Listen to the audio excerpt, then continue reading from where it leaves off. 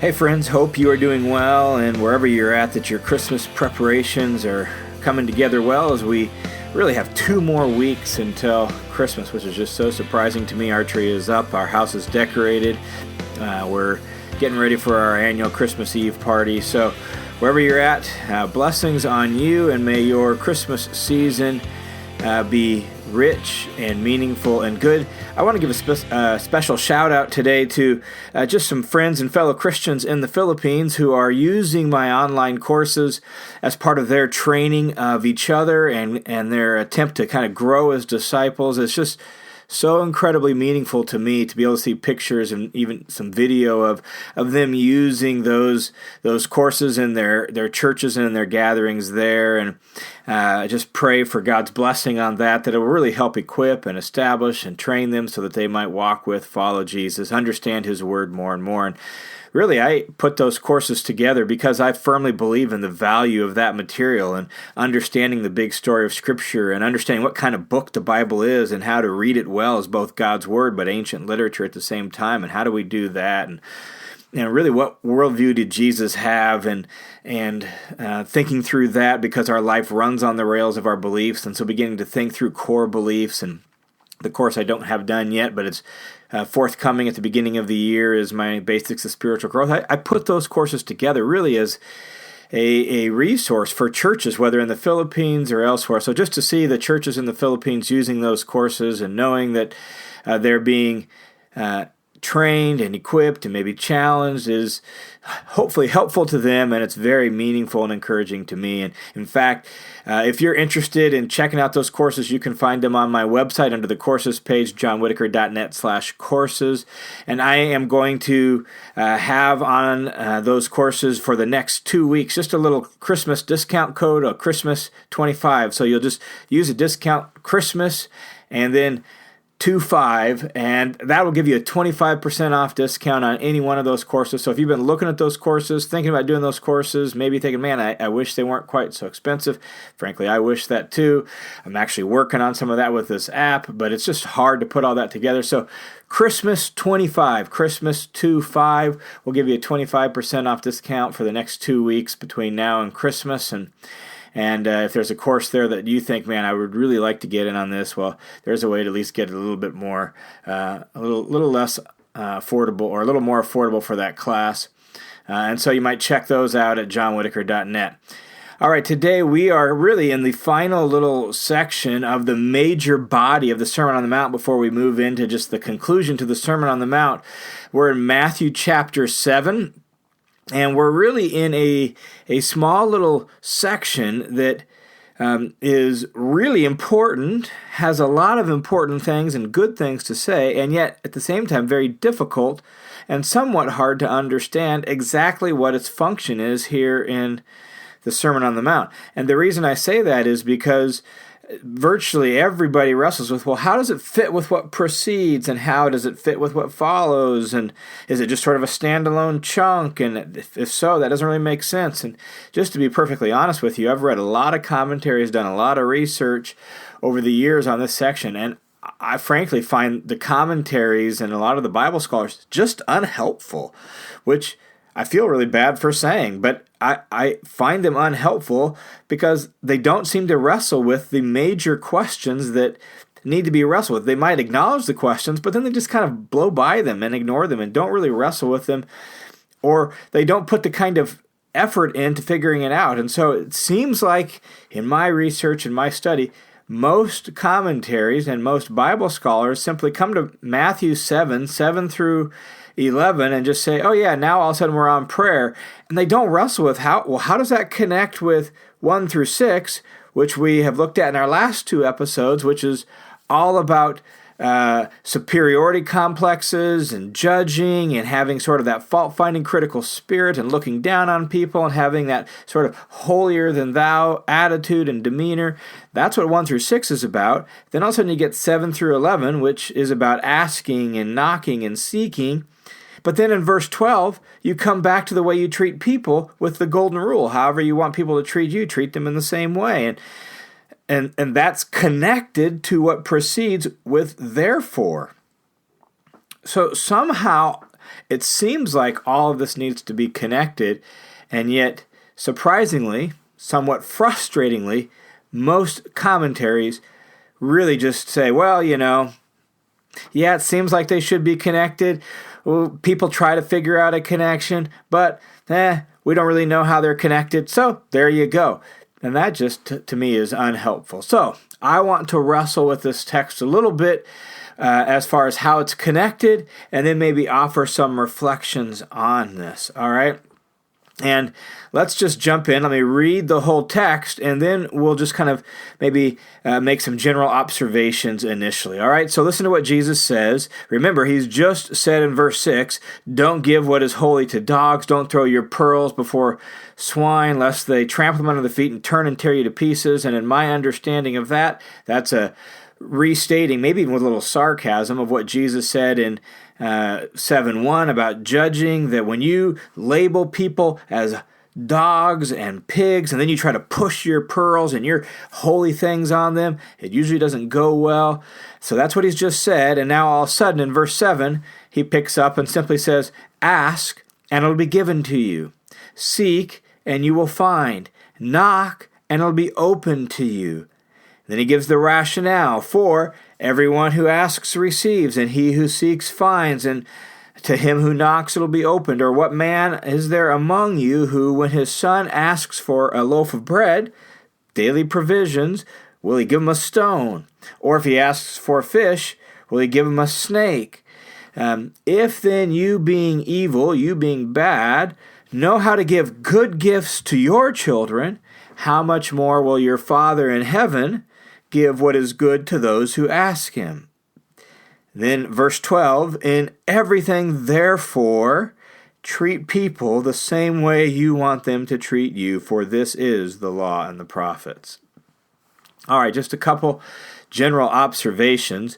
One is it would be possible to take verses 7 and 8 as just general asking. You ask and it'll be given to you. There's nothing in those verses that specifies that we're asking God.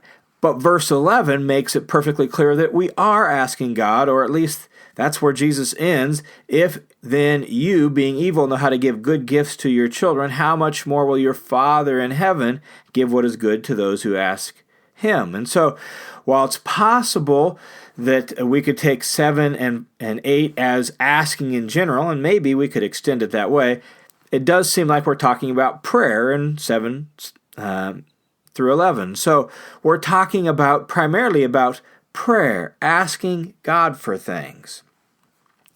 And yet, when you look at verse 12 goes back to how we treat other people, which is what verses 1 through 6 was about. And so it raises the question, is verses 7 through 11 about prayer? And if so, how does it fit in with how you treat people, since verse 12 ends with a therefore? Now again, since I mentioned the commentaries and some of the Bible scholars, some of them just say, well, maybe verse 12 is just like a general summary to the entire Sermon on the Mount. It ends with, for this is the law and the prophets. Suppose that's possible. But there's a lot of chunks in the Sermon on the Mount that aren't about how you treat people. And this therefore seems very logically connected to what precedes. And so it just seems best to take verse 12 as a concluding summary to this whole paragraph that began in chapter 7, verse 1, where the first 6 verses are about judging and a superiority complex. Then you have verses 7 through 11 about prayer, and then you have the conclusion, so treat people the way you want them to treat you. How does all of that fit together? And here is my attempt to try to answer that question. Granted, it's difficult, it's challenging. I think that's why the scholars just kind of leave it where it's at. They're not really sure, and there's obviously some things that aren't clear there. But I would suggest this. verses 1 through 6, the superiority complex, the judging, labeling people as dogs and pigs or whatever we label them, and then trying to push our good things, right? We know the advice they need. We know the wisdom they need. We know how they should fix their life, and we come to try to give that to them. That certainly is about treating people in a certain sort of way. And what verses 7 through 11 seems to say in the midst of that is actually praying and praying for them and praying for ourselves and praying for the relationship is a crucial relationship skill. And so I think we should understand 7 through 11 in its surrounding context. And though maybe there's things that go beyond that, I think what Jesus seems to be getting at here is that we should ask in relationship to people. We should pray for their well-being. We should pray for their eyes to be open. We should pray. If we actually genuinely care for them, instead of having a holier-than-thou attitude and labeling or judging them, why don't we just pray for them? And God, therefore, can do good things, give good gifts, bring good out of that situation, and bring good into their life. And that's part of the way we need to learn how to relate to people. If this is the case, then that maybe even clarifies or narrows down at least what good things your Father in heaven might give you if you ask of Him. The good things, therefore, in context, would be things necessary to relate to people who maybe you don't understand, people who have shortcomings that annoy you, people who have their own faults. God will give you the good things to bring humility into your life and to grace into your life and the wisdom for how to relate to those people into your life. That might be some of the good things that Jesus has in mind. In fact, interestingly enough, James, in his letter in chapter 4, he actually brings this same idea of asking and seemingly praying as well into the context of your relationship with others. And so I think that's what Jesus is getting at here, that the kind of asking we're talking about, the kind of praying we're talking about, is praying in relationship to other people. People maybe that are even difficult. People maybe we even look at and can see flaws or faults in them that we wish they would adjust or change. But praying that really humbly relies on God, and in doing so, that teaches us to have a kind of humility that will affect the way we relate to them. And so our way of dealing with people is actually, at least one of the key ways we deal with people, is to pray for them. So I think we could summarize what Jesus is saying this way. Jesus says, don't judge, don't be a pearl pusher, don't have a superiority complex, take that log out of your eye. And one of the keys to doing that is living a life of prayer where we humbly acknowledge our utter dependence on God for everything, recognizing that we have nothing that He hasn't given to us, and we're asking for His help, we're asking for His wisdom, we're asking for His grace, we're asking for His love and His kindness in our relationships with other people. So rather than condemning and blaming, let's pray for one another. Rather than criticizing and fault-finding, let's pray for one another. Rather than pushing our pearls and have wise advice on people, how about we pray for each other? That seems to be what's going on in this whole section of Matthew 7, 1 through 12. That all seems to be summed up in what Jesus says in verse 12, therefore, however you want people to treat you, you treat them. That this whole section really has this relational context in mind, and that part of the way we're supposed to relate to one another is in prayer. Asking God for things, asking God to work in their life, asking God to actually bless them, as we see earlier in the Sermon on the Mount. Man, can you imagine what it would be like if in our relationships with one another we we created a climate of love and grace and humility and prayer, where I'm not having a superiority complex towards you or looking down on you, but I'm giving you grace and space to be your own person, to grow at your own pace, to make mistakes, to learn, and where you could be a work in progress, where expectations are high and falling short isn't the end of the world, where prayer creates a spirit of humility and camaraderie, and we work together and we pray for each other. Can you imagine what it would be like to live in an environment like that, where it's completely safe to be you, and you will always be loved, and you'll be treated with dignity and grace rather than being labeled and judged and condemned and blamed, and you will be prayed for? In fact, one author commenting on this, who actually did try to wrestle with how this all fits together, said this. Listen to these words. He says, "In other words, if you're bothered by some fault or failing of mine, would I not want you to refrain from hasty, self-righteous judgment and criticism? Wouldn't I want you to avoid giving advice with a holier-than-thou attitude? See if you have some similar flaws in yourself before pointing out mine to me. Wouldn't I want you to do all you can to overcome your own moral deficiency and thus setting for me a good example? And wouldn't I want you to pray for God to change you and me in our relationship? Yes, I would. That's how I'd want you to treat me, so that's how I should treat you."